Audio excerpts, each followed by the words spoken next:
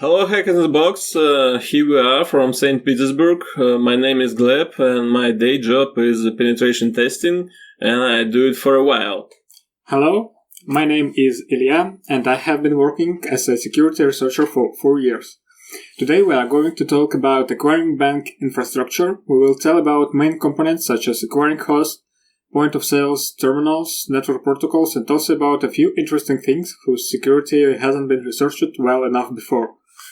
And we also shed some light on attacks on the terminal management system, which is considered as the weakest component of the acquiring infrastructure.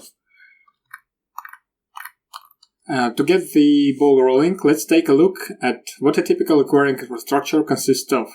Here are well-known components such as issuing bank, payment system, acquiring bank, and merchant who owns payment terminals and the e-commerce systems.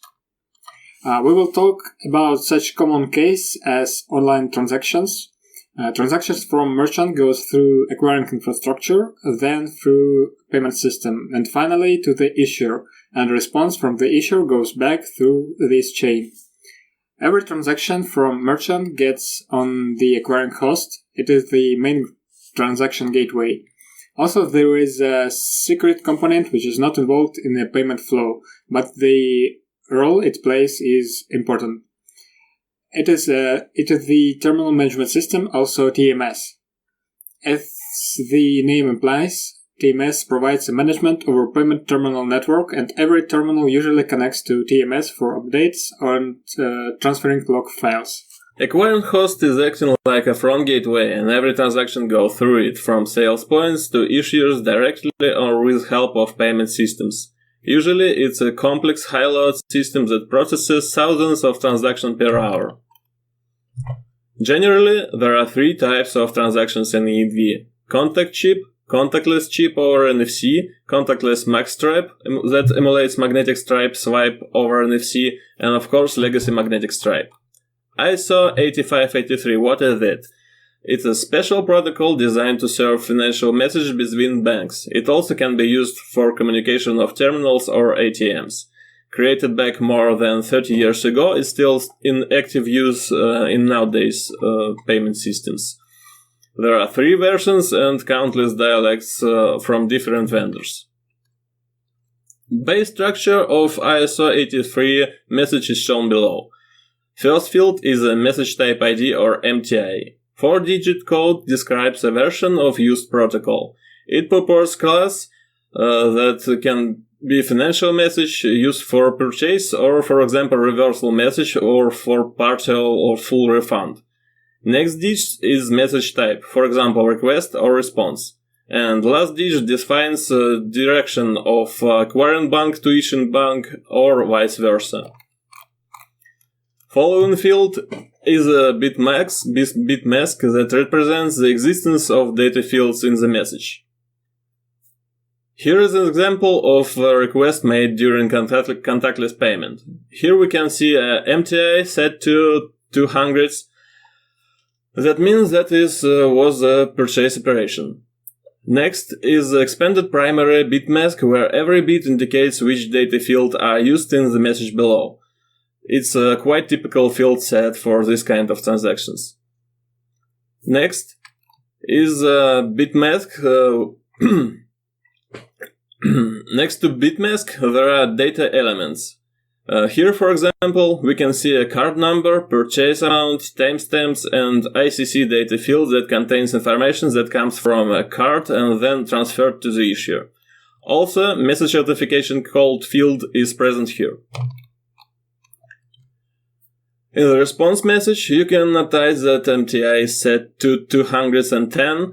That means that it was a response message. Bit mask is on place too. And data elements with corresponding values. Some values are the same as a requested message. Some are special for responses. Fields like response code. Here it's set to 00, which means that transaction successfully approved. Also, reference retrieval number value is returned to be printed on a receipt and can be used in case of refund. Message authentication code is present too, to be verified by terminal. Message authentication code is the security mechanism that ensures integrity and protects ISO 8583 messages from being forged. Contact chip and contactless NFC cards are additionally protected from being forged with public key infrastructure chain, with payment system as a certificate authority role. Operations performed by these cards are also protected with symmetric cryptography between card and issuing bank. We will take a closer look at this point later. But message authentication code verification could be disabled by configuration on a terminal or on as like on the acquiring host. And the only protection that stands is symmetric encryption between card and issuing bank. Lack of the message authentication code verification on acquiring host is a critical misconfiguration that allows an attacker to forge some kind of transactions. For example, in case of contactless chip or magnetic stripe, attacker can make a forged refund request. To exploit it, the attacker has to buy something, save a receipt, and craft a refund transaction using reference number from the receipt. Technical fallback is a user story when for some reason chip card cannot be processed. It may be a card fault or terminal malfunction, and after a count of tries of chip reading, the terminal may take a decision to ask for a magnetic stripe. Usually it takes from 3 to 5 tries before turning into a deep legacy mode. Important note, that technical fallback is forbidden by payment systems, and this kind of transactions can be proceed only if payment system is not involved in a transaction flow for some reasons. Sometimes it happens if acquiring bank and issuing bank are the same bank. So, to make the transaction flow easier and cheaper, the bank may not send the transaction through the full chain with the payment system. But why is technical fallback forbidden by payment systems? Because it is a nice trick to allow fraudsters to use stolen magnetic stripe card data by passing a chip flow. Let's take a closer look to terminal management systems. In most cases, TMS is located in internal bank's network. It has an interface that every terminal uses to connect to TMS. So this interface is publicly available for everyone in internet. Payment terminals connect to this interface to upload logs and telemetry data and download updates for software and configurations. There may an internal interface, some kind of administration panel, to manage terminal for bank staff, for example. Under the hood, there can be a local database, file storage, and also integration with acquiring host may exist for syncing the data. One TMS can serve a huge network of connected terminals. Also, bank may have several TMS for different terminal models. So, here is a simplified life cycle of the terminal. On the start, it's initialized with system firmware from the manufacturer. After that, acquiring bank installs the application software. Terminal is also initialized with the master case, secondary case, and configuration. All these steps are made manually. Then the bank will hand over the terminal to the merchant, and terminal can be managed remotely using the terminal management system. The main functions are terminal application software updates, configuration management, including application parameters and keys. Also, terminal sends log files and telemetry data to the TMS. So, if we have a configuration file, what useful info we can find here? There are dozens of settings for managing transactions, from allowed amount limits and card holder verification lists to logo printed on every issued receipt. Most of them are pretty useless for an attacker, but some points of interest exist there. For example, there are technical fallback capability, IP address of the acquiring host, message authentication code settings for ISO 8583 and related keys, physical location information like store address, service mode entry passwords, and also a terminal ID. A couple of words about terminal keys. Sounds powerful, but in real life keys may be useless. So in most cases there are 3 types of symmetric keys for security reasons. TPK, the first one, TPK, key for encrypted pin block. TAK, key for generating message authentication code. And TDK, key for encrypting traffic from terminal to acquiring host. As we saw, using TDK is optional, and also from above, TAK is optional too. All these keys are encrypted with master key, which is put into the terminal on early stages. So without knowledge of the master key, you can do nothing with other keys. So, let's take a closer look to TMS.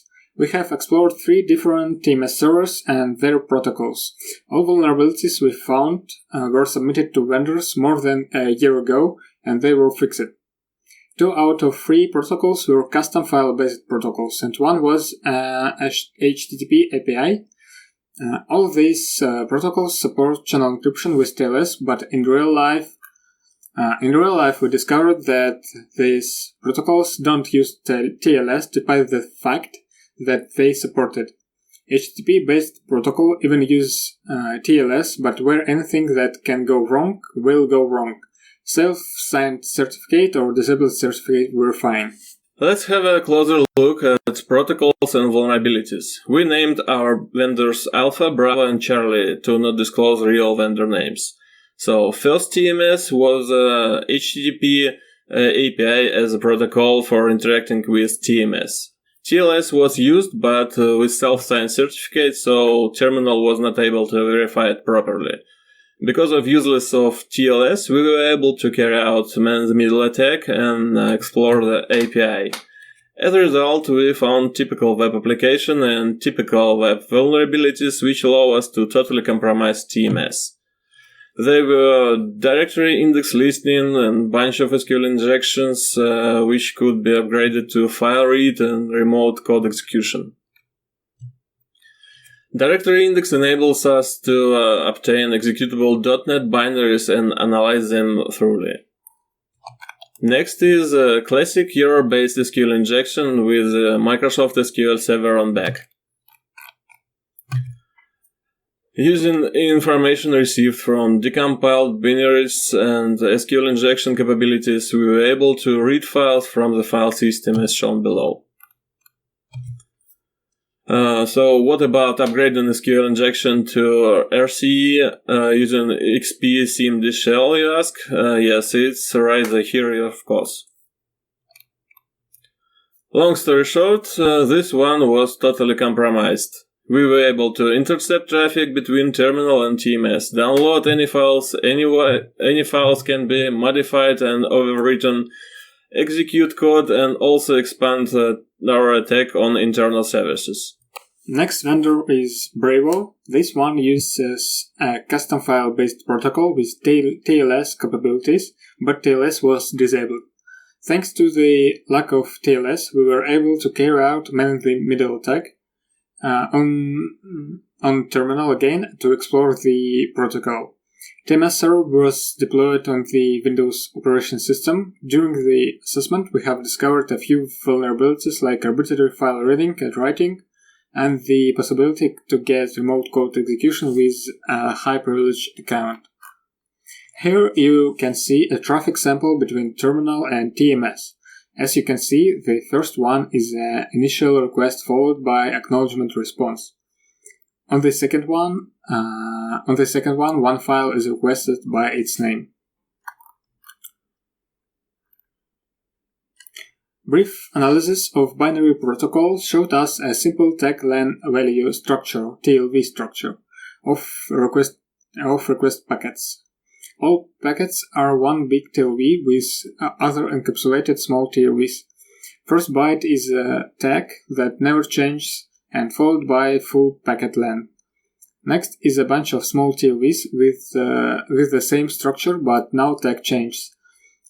Each tag in small TLV indicates an appropriate field type. On the slide we can see packet type 19, that means type of request, and also tag 3C stands for requested file name. During the research, we have discovered a count of different TLV tags for different fields like packet type fragmentation control, file name, terminal ID, and file length, and other. Also, we discovered a count of different packet types like session initialization, file transfer operations, requesting a different kind of metadata. So, how does it work at all? After a TCP session between TMS and terminal has been established, the TMS server first sends a 05 byte like hello message. Then the terminal introduces itself with the terminal ID and gets 2 TCP packets with acknowledgement. From this point, a TMS session has been established and the terminal can request different kind of resources from TMS. For example, acting as a terminal, we can ask for a file transfer session, get a session ID in the response, and using it sequentially request MD5 of needed file and its body.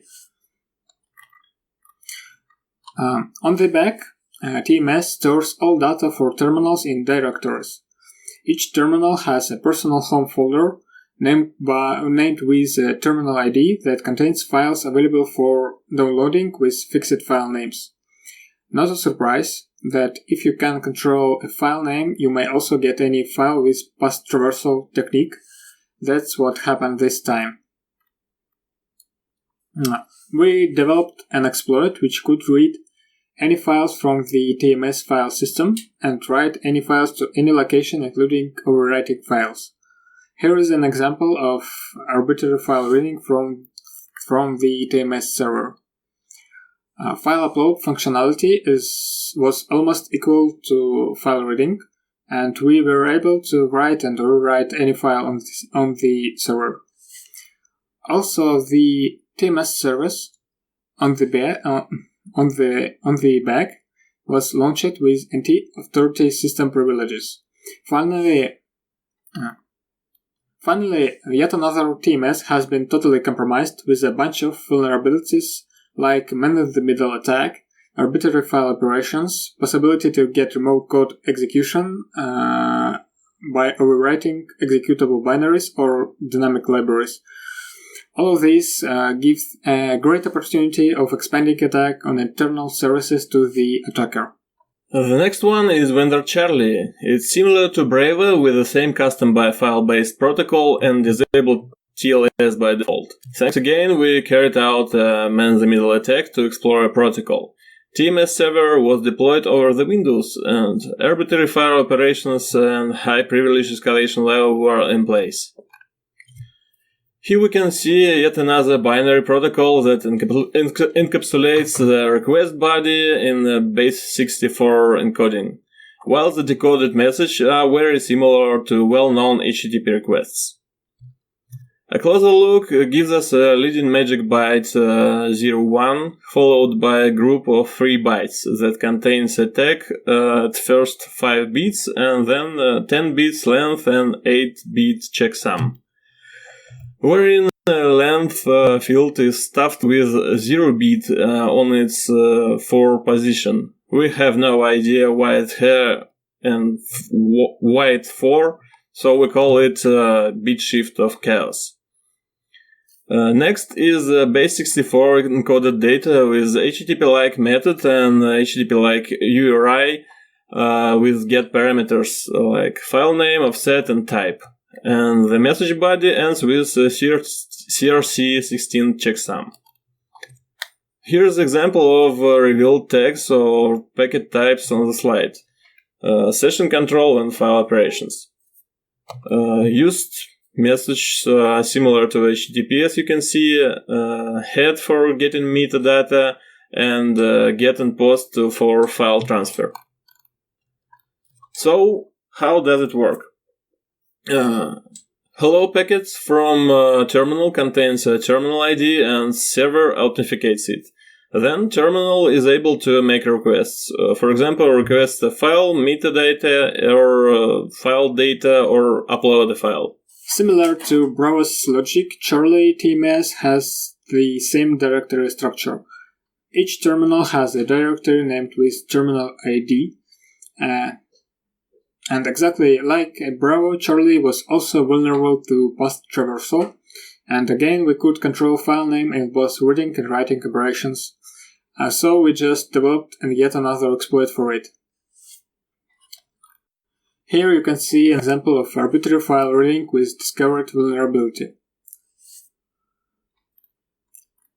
As far as Charlie has a web server with PHP-driven administration panel, and we were able to overwrite any file, it was not difficult to get remote code execution. Extremely easy at all. Never ever happened again, and here we are again. The possibility of man-in-the-middle attack combined with arbitrary file operations that leads to high-privilege code execution. As you may have noticed, for a successful attack on TMS we need a valid terminal ID, so here are a number of sources where it can be leaked. First is buy some goods and get a receipt from payment terminal. Every receipt contains a terminal ID and it often displayed on a terminal screen. Also, you can Google a photo of a real receipt that someone published on the internet. Finally, you can try to brute force a terminal ID if it's possible. In most cases, it's a 6 or 7 characters ID. It can be hard to find the real IP addresses of TMS and TMS services on the internet because there is no public info or nmap fingerprints or something else. But if you have some information about TMS, you can try to find additional information for port scanning and pay attention for common TCP ports. But there is more effective method, open source intelligence, and is also useful. IP addresses and other connection details can be obtained from the bank published docs and instructions for merchants on how to manage the terminal. So, it's story time. We compromised the TMS server. What next? As we know, TMS may be connected with other acquiring bank systems and allocated close to critical infrastructure objects like a cardholder data environment. Also, exploring the TMS server itself, you can find a lot of useful information for further attacks, like passwords, configurations, connection string, and other stuff. In the case of Windows-based TMS server, in our cases, all TMS servers was deployed over the Windows. Attackers may crash into Active Directory domain, and I don't need to tell you what happens next. Okay, but are there other attacks which can bring profit right now? Yes, of course. We explored and tested a nice transaction forgerist scenario.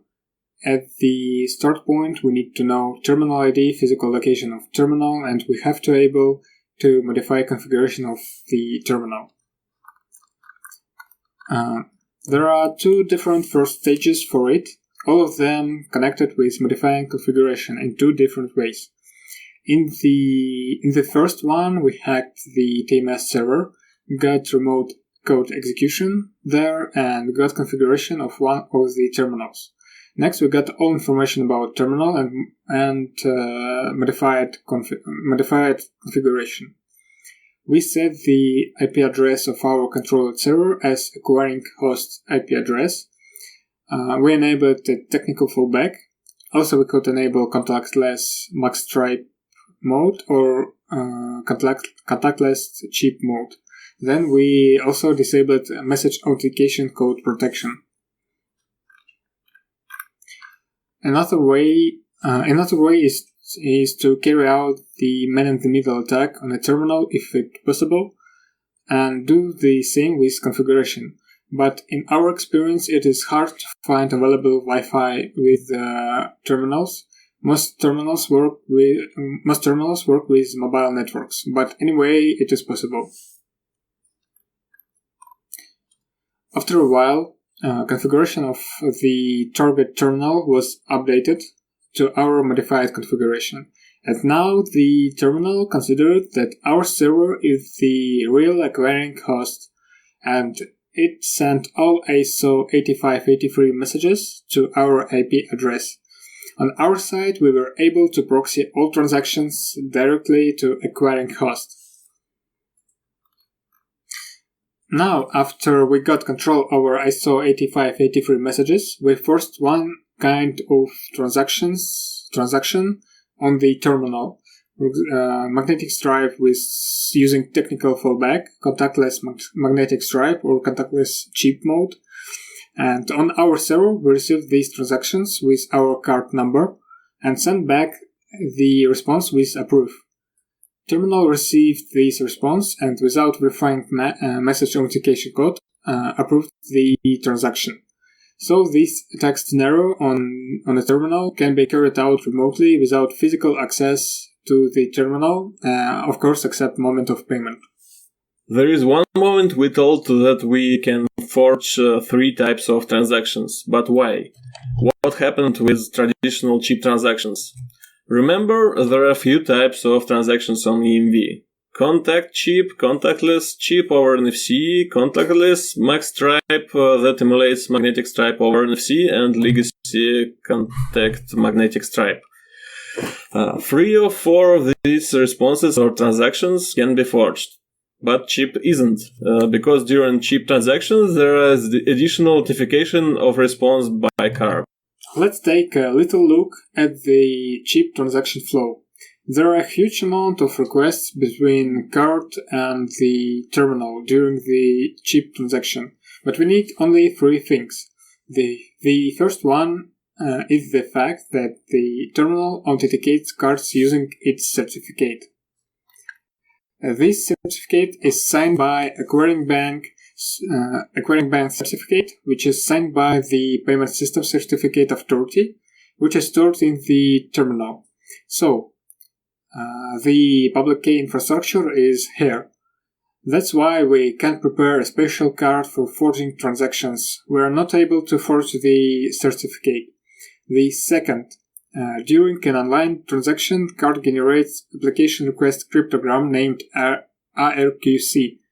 This cryptogram is sent to the issuing bank, and it can be verified by issuing bank. To approve or deny transactions, issuing bank generates a special application response cryptogram named IRPC, the third one.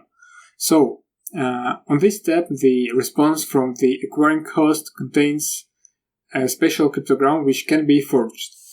This cryptogram is verified by card, and as a result, the card tells whether transaction approved or not to the terminal. With an RQC and RPC, card and bank can authenticate each other. ISO 8583 has a special field for this type of cryptograms, and we can't forge the response until we can forge the RPC. But as you can see, the overall security is based on the public key infrastructure and certificate authority from the payment system. But what if we can add our own certificate authority to the terminal? During our research, we found this ability, and we were able to modify certificate authority for payment system in the configuration. What do we need then? We have to create our own certificate authority and put it in the modified config. Then we craft a special card and put here certificates signed by our certificate authority. So from this moment, we can forge any card and any type of transaction. And because we have compromised the public key infrastructure. Nevertheless, as we said before, there are a lot of settings in configuration files, and we haven't talked about limits to allow transactions with huge amounts, card verification lists to disable PIN or enable offline transactions yet. As a result, the control over the point-of-sale terminal config allows the attacker to make any transaction from any cards to accept them by himself. So, we explored 3 different systems, and all of them were vulnerable. In most cases, vulnerabilities were very similar and allowed to attack internal bank infrastructure and forge transactions. So, security of acquiring infrastructure is extremely neglected during penetration testing because there is no public information regarding to the security of these systems. During our research, we discovered critical vulnerabilities and misconfigurations that may lead to compromise acquiring banks.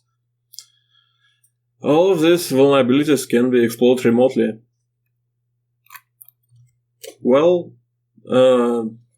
I think that's all. Thank you for your attention. We are waiting for your questions. Bye. Thank you for your attention and thanks to the Hack in the Box conference. See you next time.